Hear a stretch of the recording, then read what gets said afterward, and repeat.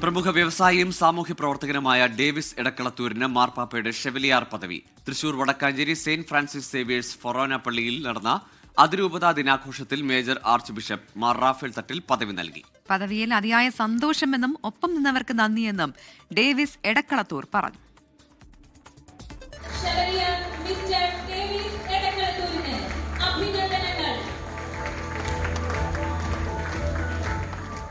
Qatar കേന്ദ്രീകരിച്ചു പ്രവർത്തിക്കുന്ന വ്യവസായ ശൃംഖലയായ ബ്ലൂദാൻ ട്രേഡിംഗിന്റെ ചെയർമാനായ ഡേവിസ് എടക്കളത്തൂർ ഫ്ലവേഴ്സ് 24 ഗ്രൂപ്പിന്റെ ഡയറക്ടർ കൂടിയാണ്. ചടങ്ങിൽ major archbishop Mar Raphael തട്ടിലാണ് ഷെവലിയാർ പുരസ്കാരം സമ്മാനിച്ചത്. കത്തോലിക്ക സഭയിലെ പരമോന്നത ബഹുമതിയായ ഷെവലിയർ പട്ടം കിട്ടിയതിൽ അത്യധികം സന്തോഷിക്കുന്നു.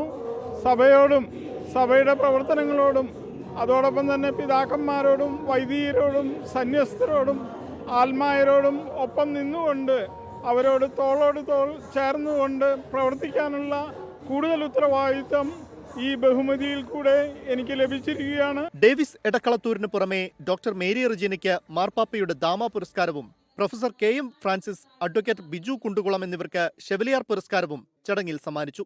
തൃശൂർ അതിരൂപത അധ്യക്ഷൻ ആൻഡ്രൂസ് താഴത്തടക്കമുള്ള വിശിഷ്ടാതിഥികൾ ചടങ്ങിൽ പങ്കെടുത്തു. 24 തൃശൂർ.